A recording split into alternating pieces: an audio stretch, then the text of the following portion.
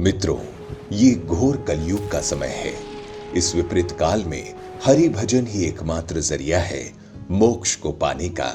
जो हरि का नाम लेगा, हरि उसे बचाने कलयुग में भी स्वयं प्रकट होंगे। इसी कड़ी में हम लेकर आए हैं कलयुग की कुछ ऐसी घटनाएं जिन्होंने धर्म में हिंदुओं की आस्था को और प्रबल किया।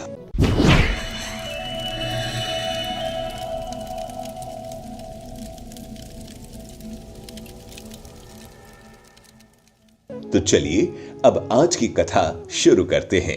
पुराणों में भक्त और ईश्वर के अटूट प्रेम से संबंधित बहुत सी कथाओं का उल्लेख मिलता है।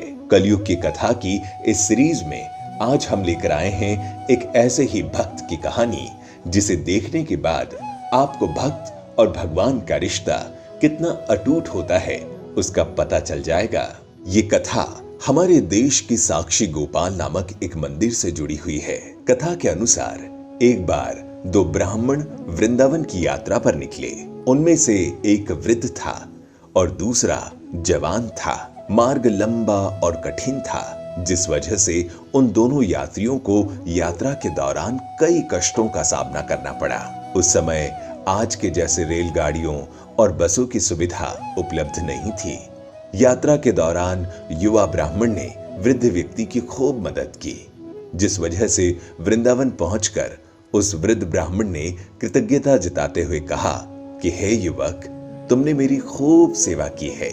मैं तुम्हारा अत्यंत कृतज्ञ हूं। इस सेवा के बदले मैं तुम्हें पुरस्कार देना चाहता हूं। पर उस युवा ब्राह्मण ने पुरस्कार लेने से मना कर दिया, जिसके बाद भी वृद्ध व्यक्ति हठ करने लगा। फिर उस वृद्ध व्यक्ति ने अपनी जवान पुत्री का विवाह उस ब्राह्मण युवक से करने का वचन दिया।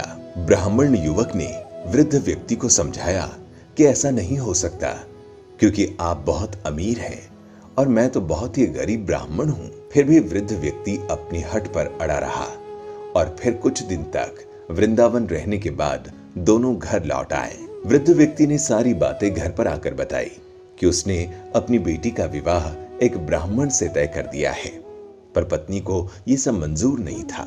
उस वृद्ध पुरुष की पत्नी ने कहा, यदि आप मेरी पुत्री का विवाह उस युवक से करेंगे तो मैं आत्महत्या कर लूंगी। कुछ समय व्यतीत होने के बाद ब्राह्मण युवक को चिंता होने लगी कि वृद्ध अपने वचन को पूरा करेगा या नहीं। फिर ब्राह्मण युवक से रहा न गया और उसने वृद्ध ब्राह्मण के पास जाकर उसको अपना वचन याद करवाया। वो वृद्ध पुरुष मौन रहा और उसे डर था कि अगर वो अपनी बेटी का विवाह इससे करवाता है तो उसकी पत्नी अपनी जान दे देगी। और वृद्ध पुरुष ने कोई उत्तर नहीं दिया। तब ब्राह्मण युवक उसे उसका दिया हुआ वचन याद करवाने लगा।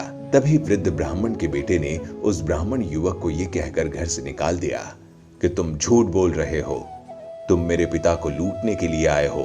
फिर ब्राह्मण युवक ने कहा कि ये सारे वचन तुम्हारे पिताजी ने शिव विग्रह के सामने दिए थे। तब वृद्ध व्यक्ति का ज्येष्ठ पुत्र, जो भगवान को नहीं मानता था, युवक को कहने लगा, अगर तुम कहते हो भगवान इस बात के साक्षी हैं, तो यही सही। अगर भगवान प्रकट होकर ये साक्षी दें कि मेरे पिता ने वचन दिया है, तो तुम मेरी बहन के साथ विवाह कर सकते हो। तब युवक ने कहा, हाँ, मैं भगवान श्री कृष्ण से कहूंगा कि वे साक्षी के रूप में आए। उसे भगवान श्री कृष्ण पर पूरा विश्वास था कि भगवान श्री कृष्ण उसके लिए वृंदावन से जरूर आएंगे। फिर अचानक वृंदावन के मंदिर की मूर्ति से आवाज सुनाई दी कि मैं तुम्हारे साथ कैसे चल सकता हूं, मैं तो मात्र एक मूर्ति हूं। तब उस युवक ने कहा कि अगर मूर्ति बात कर सकती है तो साथ भी चल सकती है। तब भगवान श्री कृष्ण ने युवक के समक्ष एक शर्त रख दी कि तुम मुझे किसी भी दिशा में ले जाना, मगर तुम पीछे पलट कर नहीं देखोगे।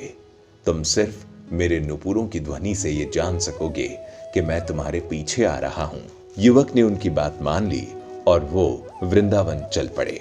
जिस नगर में जाना था वहां पहुंचने के बाद युवक को नुपुरों की ध्वनि आना बंद हो गई। युवक ने धैर्य न धारण कर सकने के कारण पीछे मुड़कर देख लिया। मूर्ति वहीं पर स्थिर खड़ी थी। अब मूर्ति आगे नहीं चल सकती थी, क्योंकि युवक ने पीछे मुड़कर देख लिया था। वो युवक दौड़कर नगर पहुंचा। सब लोगों को इकट्ठा करके कहने लगा कि देखो, भगवान श्री कृष्ण साक्षी रूप में आए हैं। लोग स्तंभित थे कि इतनी बड़ी मूर्ति इतनी दूरी से चलकर कैसे आई। फिर भगवान श्री कृष्ण की मूर्ति ने सबके सामने ब्राह्मण युवक की गवाही दी। उसके बाद वृद्ध ब्राह्मण की पुत्री के साथ उसका विवाह संपन्न हुआ। विवाह के बाद उस युवा ब्राह्मण ने श्री विग्रह के सम्मान में उस स्थल पर एक मंदिर बनवा दिया और आज भी लोग इस मंदिर में सा श्री गोपाल की पूजा करते हैं। तो दर्शकों, आपको आज की ये कथा कैसी लगी? नीचे कमेंट में हमें जरूर अपने विचार बताइए। दर्शकों, अगर आपको हमारी ये वीडियो अच्छी लगी तो ज्यादा से ज्यादा लाइक और शेयर करें। फिलहाल इस वीडियो में इतना ही। आपका बहुत बहुत शुक्रिया।